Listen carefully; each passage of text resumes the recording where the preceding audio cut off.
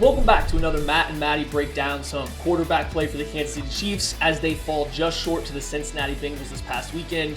We got Matt Cassel here, and we're going to take a look at 3 plays from this game. So we're going to start positive. We're going to go with this big third down conversion from the Chiefs, completion from Patrick Mahomes to Byron Pringle. And we'll just start. Matt, you were kind of talking about the front the Bengals were presenting on this play and kind of what that meant for what the Chiefs were trying to do. Right. Well, when you look at the front, it's an odd front, right? And immediately when you look at the protection scheme, it's a 5-man protection scheme because that halfback is going to free release into the flat. And so what happens is that usually creates what we call as a double sort, right? So that means that guard and tackle are working inside out on the inside linebacker to the outside linebacker. So as you can see, you've got 2 guys mugged up here. So their first responsibility is that guy. What that tells the quarterback immediately is, look, I'm either hot off to the front side or I'm hot off to the backside. However, if they bring one guy on each side like they do, then that offensive line, as you can see, does a really good job of paying attention to their rules and continue to push out to the furthest most rusher, which in this case becomes the will linebacker, and the strong safety then starts to rotate down, right? And he comes, but he takes place of the Sam linebacker. So as you can see, the left guard and the right guard, they continue to push out, and the tackles push out and are able to protect the actual 5-man rush that they have right here.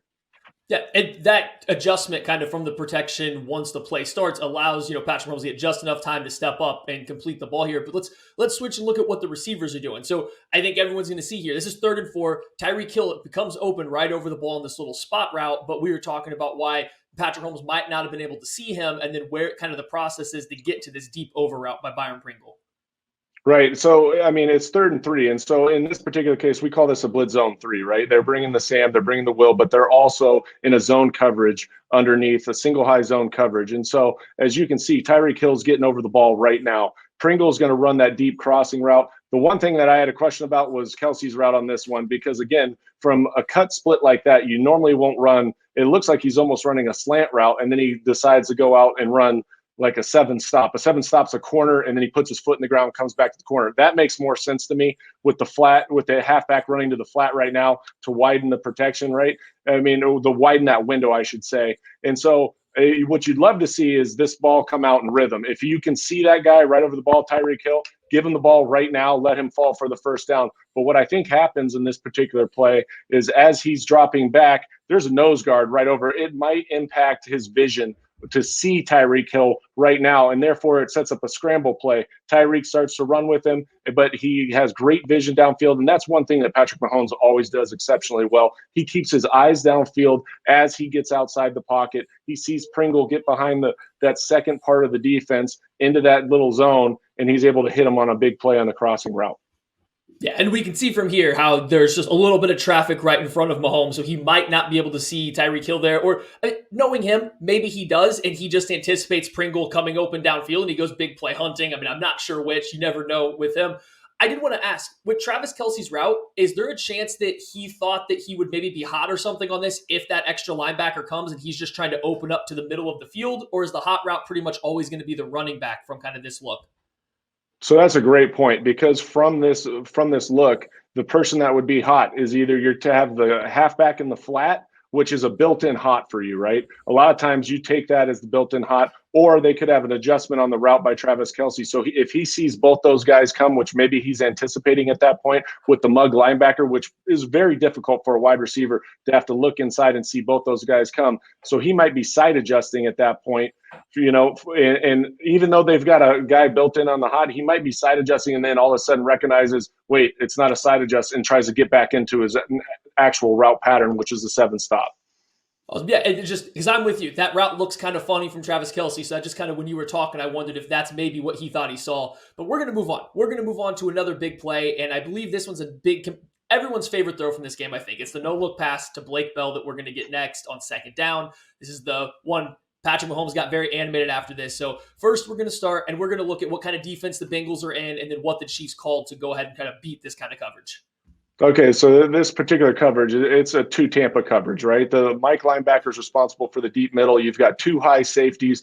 Those Sam and Will linebackers are on a pendulum, right? They're in a true zone defenders. They're reading the quarterback's eyes, collapsing on anything that they see. And sometimes they'll squeeze in anticipation, right? So this is a cover two beater. This is a perfect play called for this coverage. You've got Tyreek Hill in the slot. He's going to run and run that middle read. So they're using speed in the slot to try to get down the middle of the field. So what that tells the quarterback immediately is, look, I've got to evaluate the depth of that Mike linebacker. If he doesn't get enough depth, you can throw that ball over his head for a huge play, which we've seen a number of times. Then I believe it's Noah Gray is right over the ball, right? He's going to sit there and give you presence to hopefully settle that Mike linebacker's feet. And if he doesn't, look, he's a guy that can get the ball right now. From there, on the backside, you got Bell running a curl route. Again, that's more so if the Will squeezes that over the ball sit route, right? Then he can go to Bell right now. And then you've got the halfback kind of like on a check flare where he's going to come out and check down and sit down for you. So you've kind of working this triangle, right? You're working the triangle. You're starting with the guy over the ball, evaluating the Mike linebacker, give him the ball if he's open. Otherwise, if somebody squeezes one way or the other, you can get the ball either to Bell on the curl route, or you can get the ball to the halfback if the Sam squeezes. And we were talking about this when it looks like Patrick Mahomes likely should be kind of getting this ball to Noah Gray right over the ball, but he gets under pressure. He has to move around a little bit to avoid pressure, which he does a great job of kind of slipping through that edge pressure coming through. And then you just kind of have guys starting to work with him. And then when we get to the tight view, we're just going to kind of talk about his movement in the pocket, beating this rush that's coming at him, and then making this no-look pass across his body to Blake Bell. And just, you can tell me how many times you tried these no-look passes when you were playing in the league. Not a lot. I wasn't as sophisticated with my play as Patrick Mahomes is. I don't have that third level, third gear, as probably most people know. But yeah, so yeah, we just have him here, and he gets his little slips through this pressure. He comes up, and he ends up finding Blake Bell coming over the middle. This is a great, like Matt Cassel said here, great Tampa 2 beater. The Bengals run Tampa 2 an awful lot for most teams in the NFL now. So this is a good job by the Chiefs being prepared for it. Now, unfortunately, we got to take a slight negative turn. We're going to the fourth quarter, third down inside the red zone, and we got this look where the Chiefs are going up against kind of a cover zero look. It looks like the Bengals are bringing everybody. I don't know if the Chiefs are anticipating them to back off of it because the Bengals hadn't been bringing as many guys in the second half as they were the first half, but what you end up getting is an incompletion versus cover zero. Just what's the first thing that you see here on this one, Matt?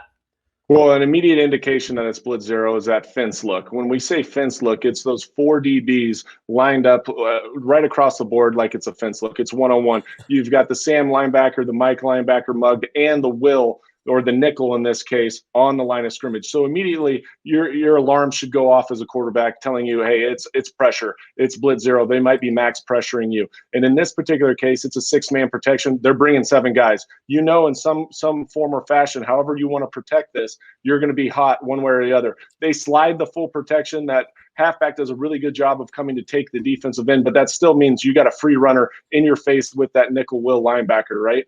So in this case, they don't have an opportunity, or they didn't check to a seven-man protection. If you check to a seven-man protection in this case, well, look, you can block seven guys, and then you're probably going to have to beat the hugging strong safety, right? But they don't. So that means you got to get the ball out quick. You've got to know where to go with the ball. They've got a scissors concept down here at the bottom, and so you've got to hold on the ball for a long time. And I don't love the scissors concept, especially how they're comboing on the outside between the safety and the corner out there. What your best bet is here is to try to get back and get the ball out quick to Pringle, who's running that like little shallow cross or spot route, whatever he's running right there. You got to try to anticipate that and get that ball out quick, especially because now you're throwing away from the guy, the free runner, in your face, and you might have an opportunity to get the ball out of your hands. Yeah, and so I think that's great, and we got the play run through here, but I think this is a perfect time. We're going to switch over to the whiteboard here, and we're going to kind of draw this up and let you talk through some adjustments that you would like to see, and then that way we can actually make adjustments on the play. All right, so we generally have this drawn up here on the whiteboard, and what we have is this defense look that we were talking about. So you got all four of our defensive backs over the top. Everybody else, we got our Sam, our Mike, and our Will linebacker here up on the line of scrimmage. So I'm just going to draw in what the Chiefs were doing here, as Cassel was telling us here. We got a scissors concept here, so a little corner route here out of our slot. X receivers running a post. On this backside, we got Byron Pringles running some form of cross or spot route down here, shallow drag across, and we got Travis Kelce running a corner kind of stop route, trying to take advantage of the leverage here. So First thing is here is you talked about how the Chiefs didn't adjust with a 7-man protection. They stuck with a 6-man protection. So walk me go ahead and through what they did with their front against this look here. So what they did with their front, right? They had a slide protection call, and because you've got 6 men, you can only pick up 6. So what they did is the offensive tackle on the left took the defensive end, right? The offensive guard on the left side took the Sam. The center took the tackle. Yep, just keep coming down, keep coming down. And the reason is this happens is because you squeeze on the Sam and the Mike, right, with the protection from your right tackle. You've got to squeeze that protection, right, because he's the biggest threat right now. So what happens is that defensive end gets that 3 free, and the halfback has to come cut him, take him at the line of scrimmage. So he's got the most dangerous first, and then the will backer is who you're really hot off of, right, because he's going to be the free runner. Right. And so when this happens and he's the free runner against this kind of route combination, if this is your free rusher, where would be just in the perfect world, where would be what kind of alert would you want to call if you know this guy's going to be free? Would you adjust anything here, or are you just trying to find Byron Pringle here, your slot coming across shallow if this is where the free rusher is going to be? Right. I mean, I prefer throwing away from the free rusher because a lot of times those guys jump, they get their hands on the ball, there's a tip ball, something like that. And plus, I know I can see that guy, but at the same time, for me, I'm going to try to alert something to the front side of the F, maybe a quick out, something like that. Because again, in blitz zero coverage, they're not pressed. They know that they don't want to get beat on just a simple fade route. So running a quick out, something like that. I mean, we used to call it tout, right? You've got a quick out by F, the Y is running a corner route because again, how do the defensive backs play when they play blitz zero? They play with inside leverage. They can't get beat across their face is what they say. So anything outbreaking is much better and more advantageous to getting somebody open or just a catch in this circumstance. So I'm going to ask you to put yourself kind of in Patrick Mahomes' mind here. And so I know you don't know exactly what he's thinking, but it looked to me like when this ball was snapped, he was kind of looking off to the left. Maybe he was trying to find Pringle or Kelsey here on this side. But right as he realized the pressure was coming, he looked back to the right. Was there any chance that he was expecting your Z receiver, your Tyreek Hill, to flatten out his route earlier as part of a hot read? Or do you think that he was just seeing if something was open that he could make it happen? Well, again, it's an outbreaking route. So he probably recognized that it was blitz zero. It's an outbreaking route. You can either take your quick hitter to the F right now and say, you know what, I'm going to bypass the search because, again, you've got to hold on to that ball. It takes a little bit of time to develop. And also how the Bengals played it, they played it pretty well, and they also passed it off, right? So he's trying to evaluate if that X receiver is able to step on the toes of that corner and keep him honest, and then you get an opportunity to throw that scissors route on a flattened out route, just like you said. But because they switched it off and the corner was able to see the ball thrown, he collapses on that, and then it becomes one of those situations where it gets real hairy in there. Yeah, no, that's great. So now we're going to take this away. You had told me about a different play versus generally the same look, and I think you were getting a little bit into it with some of the stuff that you would like to do against this look. So we're going to draw that up next. And so I'm going to get some of these little things out of here, and we're going to look at another way that the Chiefs could have attacked this kind of cover zero look and maybe got the ball out a little bit quicker so that way they wouldn't have me throwing the ball away. This was the look the Chiefs kind of got into after their motion. So what you were telling me is a check that you would like to make. So I'm going to let you walk me through an adjustment you would like to make from this to kind of get a better look for the Chiefs coming out of this look.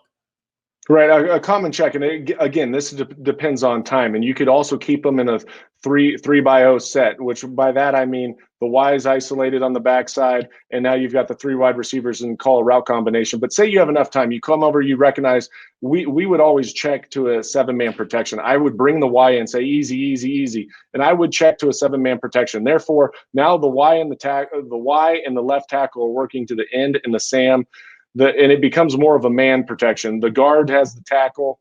That center and guard are working the tackle to the Mike. The right tackle can stay on that defensive end. And now the halfback has the will linebacker, right? And you just have to be alert. As soon as you bring that Y in, look, the strong safety is going to notice that. And he usually will come down and start to hug, and he'll add on. But that's a guy that you have to know will add on. He's got to run through a lot of stuff in order to get to you. But I do like the fact that I'm protected in this circumstance. And then when I'm talking about the slot receiver, what I said before, they usually have inside leverage, right? And any outbreaking route is good. So the route that I said before was tout, which is an out by the X, a quick out, but he can run a regular out, but he's holding the attention of that corner. He can't come off, right? And you might have a throw right there. But the big hitter here is the Z on the corner route.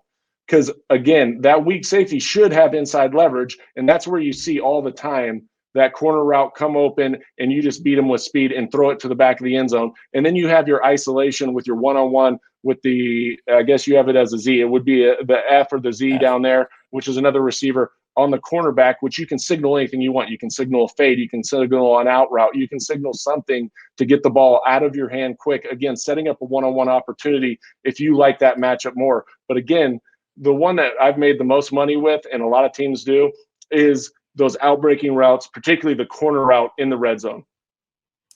Yeah, and so talking about 7-man protections, that just kind of reminds me, I know this is going to hurt Chiefs fans. That's what the Bengals went to on the big 3rd and 27 play when they hit Jamar Chase on the fade route down the sideline. They went with the 7-man protection. Now, they had their Y was in a split back, but he still picked up. They had 7 blockers in, and they just ran essentially, I think, 3 verticals off of it. But they got the protection in there. They took a shot down the field. Same thing here. Same general concept here in that you maybe have a vertical shot. You're in the red zone, so it's these outbreaking routes away from the leverage that could potentially attack where the defense is going to be. You mentioned 2 other things about this to me. You said you could get the tight end releasing late, a delayed release with a TED release coming out of this move here. We call it TED, right? Tight end delay. And what that is, again, if you do your film study and you understand that this is a team that likes to bring blitz zero in the red zone, and they like to hug that strong safety, he's going to add on. As soon as a lot of times you see that Y engage that defensive end in protection, they hit it hard, right? And so a lot of times what we do is call TED, which is Y delay. And so he'll engage that defensive end for a split second. As the strong safety sees it and he hits it, he'll sell it like he's blocking him and then throw him by, and he's just right up the seam right there for an easy walk-in. Yeah, no, that was one option. I love that concept going in there, especially if you're going to block up everybody else besides a strong safety adding on late. You should have the time to get this kind of delayed release in there. And the other thing you talked about was potentially getting a slip screen in here coming off of this kind of protection look. Right. Again, anytime you can get to the perimeter, get the ball in your playmaker's hand, especially against that fence look, right? They're usually 9-10 yards deep, and you can even see it in the clip that we showed. And so if you can somehow get that halfback, give a quick fake, but get the ball out to the X receiver, and now you've got your offensive tackle, your guard slipping, getting out, kicking out.